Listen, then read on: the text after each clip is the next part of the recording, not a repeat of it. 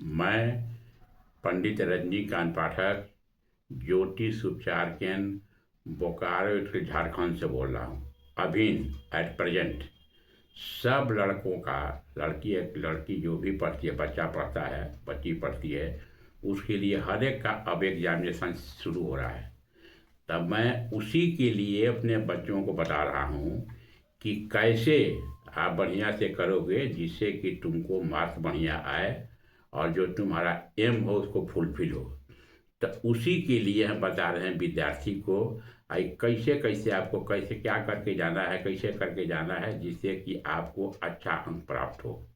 तो जब भी आप घर से निकलिए जब भी आप घर से निकलिए तो अगर आपको पूजा पाठ पर कुछ विश्वास है, कोई अगर पूजा पाठ पर विश्वास है तो आप जाने के समय कोई भी चीज़ जो है सो दही का प्रयोग कीजिए। दही में जो है सो गुड़ डाल दीजिए, हो जाएगा रेडिश। और उसको दही और गुड़ का खाना ले मिला के जाइए या कोई मीठा चीज़ खा के जाइए। और आप टीका का बहुत बड़ा महत्व है। अगर टीका का देखिए, टीका को रिंग में कैसे लगाते हैं, अगर यहाँ लगाने में आपको तकलीफ लगता है तो यहाँ भी लगा सकते हैं। कहीं भी किसी तरह का टीका लगा सकते हैं, जैसे कि चंदन का भी लगा सकते हैं, लाल का भी लगा सकते हैं, पीला का भी लगा सकते हैं। ये सब टीका लगा के जाइए। और घर से जब निकलिए तो सबसे पहले आपका राइट लेग आगे बढ़े, दाहिना पैर, लड़का या लड़की किसी को लिए घर से निकलने के समय जो आपका पूजा स्थल है वहाँ से निकलिए तो निकलने के बाद आप अपना सबसे पहले दाहिना पैर आगे निकालिए, दाहिना पैर आगे निकालिए। और उसके बाद अगर आपके घर में गणेश जी का मूर्ति हो या फोटो हो उसको भी गोड़ लागिए। और उसके बाद ये सरस्वती जी का इसका भी गोड़ लागिए। और राइट पैर निकालिए और घर से आप बाहर निकलिए।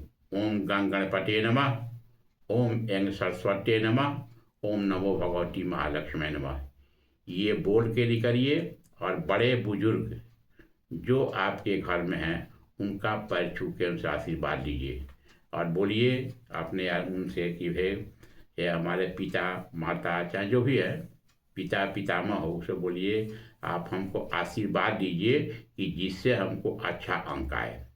तो उनसे भी आशीर्वाद लेने का ज़रूरत है। और जब जब आपको क्वेश्चन पेपर मिलता है तो क्वेश्चन पेपर मिलता है तो सबसे पहले क्वेश्चन पेपर को अपने फोरहेड से लगाइए।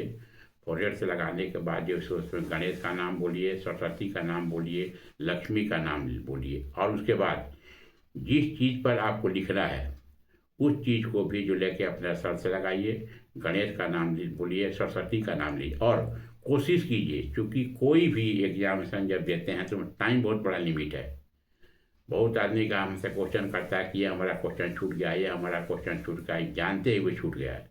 ऐसा बहुत आदमी हमको बोलता है कि हमको क्वेश्चन सर याद था, बाकी हमको टाइम से हमारा नहीं मिला। इस कंडीशन में टाइम का जरूर देखिए, ताकि आप जो आपका क्वेश्चन आंसर जो आपका क्वेश्चन है उसको फुल फिल कीजिए उसी टाइम के अनुसार। और सबसे पहले जो आपका आसान चीज़, सबसे आसान जो होता है उस क्वेश्चन को लिखिए, उस क्वेश्चन को लिखिए। उसके बाद जो उससे भारी को लिखिए। और लिखने के बाद आप अपना माइंड एकदम कंसंट्रेट कीजिए और कभी भी किसी दूसरे आदमी से हेल्प मत लीजिए। आप अपना माइंड कंसंट्रेट करके लिखिएगा और ये करके जाइएगा। ईश्वर की कृपा रहेगी, बड़े आदमी से आशीर्वाद लीजिएगा। तो अभी जो परीक्षा चल रहा है उसमें हर एक आदमी को सफलता मिलेगा। और कोशिश कीजिए कि जब हम घर से निकले तो आपका जो ड्रेस हो धुला हुआ हो, जो कपड़ा पहन के जाते हैं वो धुला हुआ हो। अगर स्कूल का कपड़ा अगर वाइट मिलता है तो वाइट बहुत जरूरी है। अब कौन स्कूल का क्या होता है हम नहीं जानते हैं, बाकी आपको वाइट कपड़ा जरूर लेकर, अगर वाइट कपड़ा को नहीं पहनने के अलाउ है तो कम से कम एक वाइट रुमाल भी ले जाइए, एक वाइट भी रुमाल ले जाइए। उसको भी जो कोशिश कीजिए कि अपना दाहिना पॉकेट में रखें, या नहीं तो दाहिना जो तो कमरे में लगा देने की ज़रूरत है। तो ये वाइट रुमाल लेकर, चूँकि वाइट जो है सो सरस्वती जी के लिए बहुत प्रिय है, सरस्वती जी के बहुत प्रिय है, तो आप वाइट रुमाल लेके जाइए।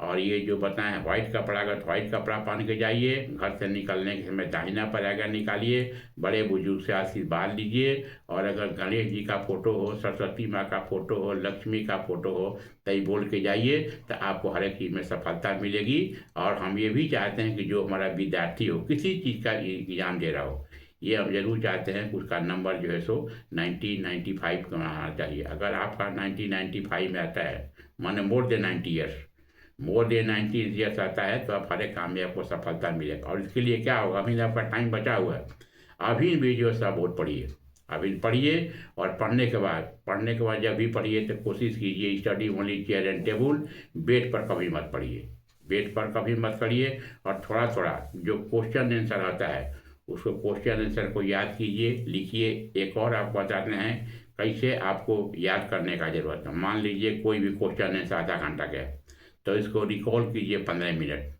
फिर इसको अगेन रिकॉल कीजिए 7.5 मिनट, देन राइट डाउन।